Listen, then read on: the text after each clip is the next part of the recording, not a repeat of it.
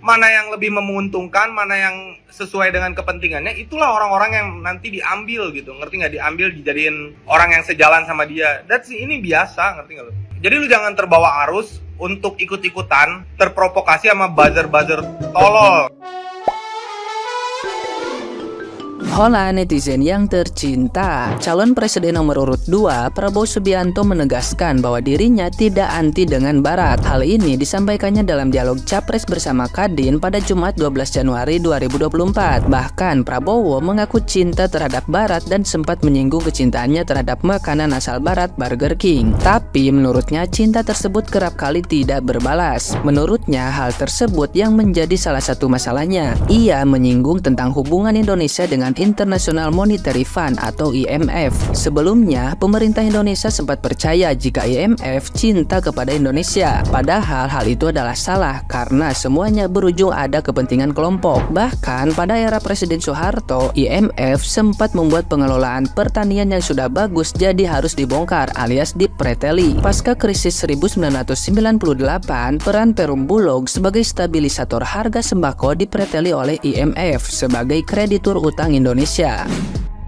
Tapi waktu itu kita menyerah kepada IMF, ya kan? Kita percaya bahwa mereka cinta sama kita, padahal tidak ada. Dalam hubungan antara negara tidak ada rasa cinta. Yang penting adalah kepentingan mereka. Kalau kita ambruk, tidak ada urusan bagi mereka, ya kan? Saudara-saudara, saya bukan anti Barat. Saya sebetulnya sangat cinta sama Barat. Masalahnya kadang-kadang Barat tidak cinta sama kita. Itu masalahnya, ya kan? Aku suka makan Burger King. Aku suka, ya kan? Kadang-kadang mereka yang nggak peduli sama kita, ya kan? Nah, gimana nih menurut netizen yang terhormat? Silahkan berkomentar ya. Kayak mana setelah nonton debat capres? Udah tahu kalian kan siapa yang mau kalian pilih? Pilihlah siapapun itu yang mau kalian pilih. Jangan pernah begaduh kalian. Kadang serumah bapak sama mama belum tentu sama pilihannya. Belum tentu. Pilihlah siapa yang mau kalian pilih yang pantas dan yang layak dan yang bisa berpikir. Semoga setelah nonton debat capres kemarin kalian mampu menentukan pilihan kalian. Karena ini udah debat ketiga. Jadi kita semua harus meyakinkan pilihan kita. Jangan pernah berantem, nggak boleh berantem. Gunakan hak suara kita biar apa? Biar bisa menang siapapun yang kita pilih. Jangan golput, nanti kalian gol ya. Pilih. Terserah kalian mau pilih siapa. Bebas, suka-suka hati kalian, nggak ada yang larang. Pilih kalian semua, oke? Oke, komen kalian. Coba aku mau komen dulu. Siapa yang menang nih? 01, 02, 03. Cak komen ya.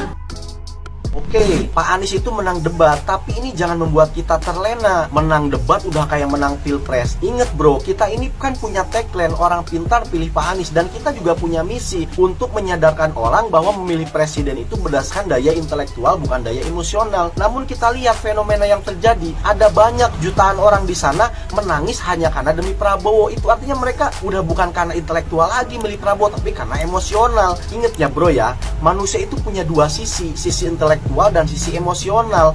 Nah, ini fenomena ini pertama dalam sejarah. Kok ada jutaan orang menangis hanya demi capres? Ini belum pernah terjadi, baru kali ini. Itu artinya kita tidak bisa mengelola emosional rakyat gitu loh. Nah, ini cara Pak Anies yang merang emosional sebaiknya jangan kita tiru. Karena kalau kita tiru ini bisa boncos. Kita bisa gagal memenangkan Pak Anies. Bisa-bisa bener-bener nih Prabowo satu putaran. Kacau. Jadi kayak gini, banyak orang yang bilang hoax gara-gara bete nih buzzer-buzzer tolol, ngerti nggak, yang nyesatin yang bakal ada potensi ribut satu sama lain dan akhirnya hubungannya jadi nggak baik gitu. Menurut gua ini, yang pertama yang gua bahas itu tentang debat pilpres kemarin. Menurut gua di yang namanya debat pilpres, ngerti nggak, saling serang satu sama lain itu biasa, ngerti nggak? Lu lihat Donald Trump lawan Hillary Clinton, itu saling serang satu sama lain, it's okay, nggak jadi masalah. Jadi jangan bawa-bawa perasaan, yang diserang itu data, itu yang pertama. Yang kedua, stop untuk provokasi dengan narasi-narasi yang satu tersakiti akibat pengkhianatan. It's politik boy. Hari ini ngomong A besok jadi B itu biasa, ngerti nggak? Di politik itu biasa, nggak ada yang namanya musuh abadi, nggak ada yang namanya teman sejati, ngerti nggak lo? Hari ini berteman besok jadi musuh tuh biasa banget di politik. Nggak usah lu bawa-bawa kayak seolah-olah ini tuh apa ya, persahabatan yang dari kecil sampai gede bersama-sama gitu terus dihianatin. Enggak coy, ini politik. Mana yang lebih menguntungkan, mana yang sesuai dengan kepentingannya, itulah orang-orang yang nanti diambil gitu, ngerti nggak? Diambil dijadiin orang yang sejalan sama dia. Ini biasa, ngerti nggak lo? Jadi lu jangan terbawa arus untuk ikut-ikutan terprovokasi sama buzzer-buzzer tolol yang bikin narasi ini ribut, itu ribut, ini ribut, itu ribut. Menurut gua, tiga-tiganya adalah calon terbaik. Menurut gua, tiga-tiganya adalah calon terbaik. Kita itu memilih yang paling sedikit potensi keburukannya dan yang paling sedikit potensi kehancurannya ketika dia memimpin, ngerti nggak lu? Jadi negeri ini tuh yang paling sedikit potensi kehancurannya dipimpin oleh siapa? Ngerti nggak? Bukan cari yang terbaik, bukan nabi, semua punya jejak rekam yang buruk, punya dosa semua juga, ngerti nggak lu? Yang tolol, lu ribut-ribut terus gara-gara masalah politik, dikit-dikit ini nyerang ini, lu ini nyerang itu, ngerti nggak? Lu kemakan sama tim kampanye pilpres yang goblok, gak peduli orang mau hubungannya jadi rusak, jadi jelek. Jangan terlalu ngabisin energi untuk hal-hal kayak gini. Saran gua, jangan terlalu ngabisin energi untuk hal-hal kayak gini. It's stupid. Kalau debat ketiga capres versi gue merasa ini adalah debat capres yang gue lebih suka yang debat kedua sih. Kan udah 3 ya, debat capres, cawapres, baru capres lagi. Nah, karena menurut gue debat capres yang ketiga ini tuh sebenarnya topiknya bagus-bagus banget. Gue suka banget ya hubungan internasional, pertahanan, terus juga tentang globalisasi. Oh, pokoknya semuanya deh bagus ya. Cuma gue gak suka pembahasannya malah jadi attacking personal, malah di luar dari konteks perdebatan pada saat itu. Itu yang pertama. Terus juga lucu aja gue ngeliat Pak Ganjar di tengah. Padahal kan dia nomor 3 kan, harusnya 1, 2, 3 gak sih? Dan debat ketiga ini jauh lebih panas ya. Kita bisa lihat kayak paslon 1 sama paslon 2 tuh kayak sering banget kayak attacking each other. Gue gak tahu juga gimana. Tapi yang gue mau pesan satu sih, jangan pada ribut anjrot. Ini kalau misalkan pilpres sudah kelar, dunia juga masih sama aja. Kita ganti presiden, dunia juga masih sama aja. Nama kita juga masih sama aja. Jadi jangan karena kayak ginian kita jadi pada ribut. Terus gue ngeliat kayak di kolom section setiap Instagram, bahkan dia nggak ngepost soal pilpres atau dia nggak ngepost soal apa, semuanya langsung kayak orang pintar dukung ini, all in ini, atau ini dukung ini, pokoknya ini. Aduh, gak usah deh. Pesta demokrasi oke, tapi nggak usah kayak intimidating gitulah. Kayak ya udah lo dukung seseorang, ya udah that's all, nggak usah maksain juga. Jadi harapan gue debat keempat dan debat kelima lebih bagus sih, soalnya kayak debat ketiga itu bener-bener apa ya? Gue kayak bingung gitu loh, lebih ke kayak ya gue tahu debat itu kan memang harusnya ada kisru gitu-gitu kan biar panas segala macam, tapi jadinya jadi kayak di luar dari konteks kalau menurut gue. And disclaimer, gue bukan tim ses manapun ya, jadi gue netral. Tapi menurut gue nih kalau dari kacamata gue dari debat 1, 2, 3, kalau debat 1 itu MVP-nya Pak Anies, udah jelas kalau menurut gue. Terus yang debat kedua itu Gibran, baru debat ketiga Pak Ganjar. Menurut gue yang paling stable dari awal sampai akhir. Ya kalau menurut teman-teman bagaimana? Masya Allah, aku tuh sedih banget loh hari ini lihat dari tadi malam nonton debat capres, terus hari ini kan banyak ya yang share video-videonya. Yang paling bikin aku sedih banget adalah yang memberi nilai skor. Paslon 1 nggak tahu kenapa ya kok begitu mudahnya gitu loh kalau mau menjatuhkan orang gitu loh. Sedih banget lah guys, pokoknya semoga Bapak Prabowo tetap sehat dan kuat ya menghadapi orang-orang yang kayak gitu. Mungkin nggak ada yang bisa ditonjolkan lagi selain menjatuhkan orang lain gitu. Dan padahal pada kenyataannya adalah Pak Prabowo semenjak jadi Menhan itu Indonesia itu semakin bagus gitu loh, pertahanannya dipegang Pak Prabowo gitu. Dan sebenarnya prestasinya itu banyak gitu.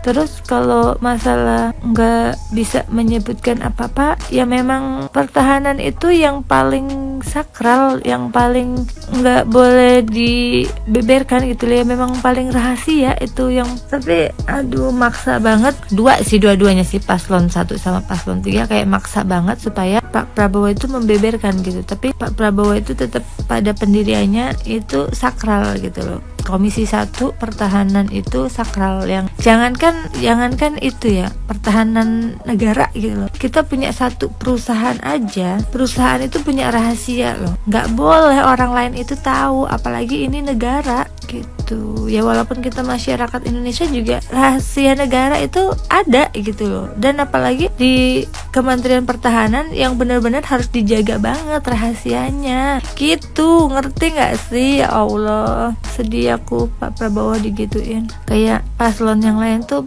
sukanya ngejatuhin, terutama paslon 1 sih suka banget menjatuhkan tanpa dia tuh berpikir dulu Pak Prabowo itu benar-benar yang menjadikan dia jadi gubernur itu Pak Prabowo gitu loh. Dia tuh kayak nggak ada etika jadinya gitu loh, pengkhianat gitu.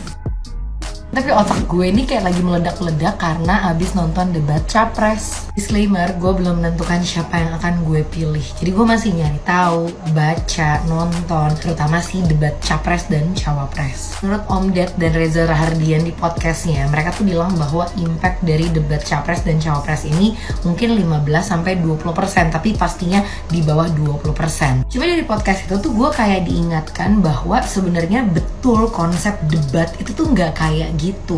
Kenapa gue bisa bilang kayak gini? Karena gue tuh dulu adalah salah satu tim debat di kampus, ikut kompetisi, perlombaan. Jadi sebenarnya kalau yang nggak tahu nih, debat itu tuh sebenarnya ada satu statement yang dilempar sama panelis atau panitia lah anggap. Nah itu nanti akan dibagi menjadi 2 tim pro dan tim kontra. Nah tujuannya apa? Tim pro dan kontra ini meyakinkan juri bahwa statement itu tuh pro atau kontra. Nah, statement tersebut itu tuh diperkuat sama 3 hal. Pertama, masalah data, dan itu biasanya angka atau misalnya survei dan lain-lain.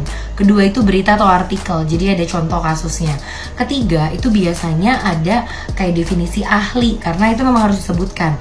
Ketiga hal ini dielaborasi dan diperkuat dengan public speaking yang baik untuk meyakinkan para juri. Masalahnya ketika kita ngomongin lomba debat, yang kita bahas adalah adu argumen, adu data.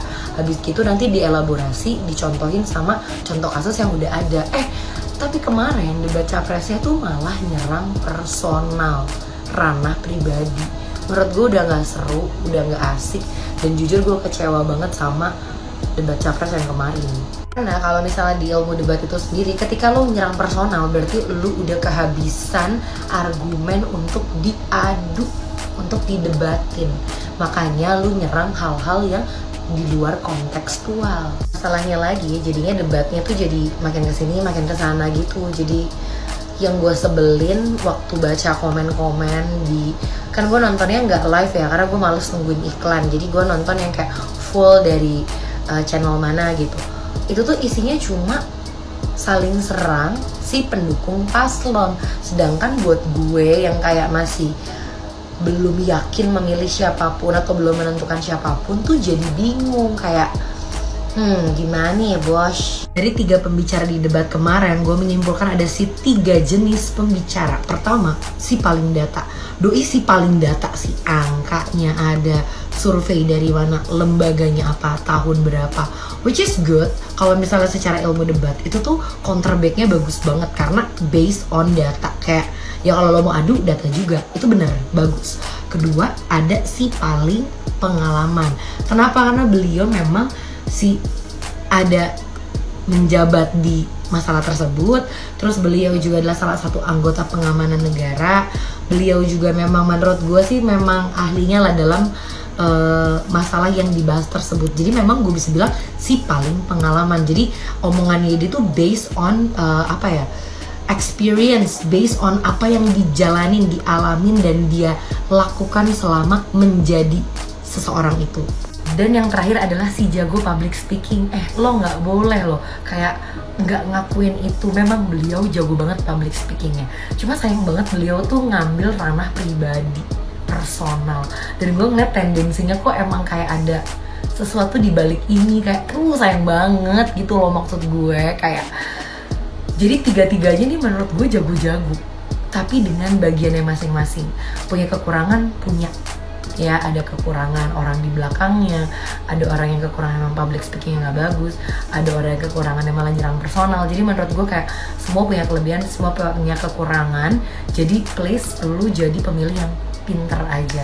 Sampai sekarang gue juga belum bisa menentukan, tapi jujur pemilihan presiden tahun ini tuh menurut gue paling sulit karena gue bener-bener disuruh mikir, disuruh nonton, disuruh bertimbang, disuruh nyari yang paling sesuai sama hati lo atau sama pikiran-pikiran yang sesuai sama diri lo. Jadi kayak yang penting nanti pemilihan 14 Februari 2024 jangan golput, jangan abstain, oke? Dan pilihlah dari hati, jangan kena serangan fajar. Bye.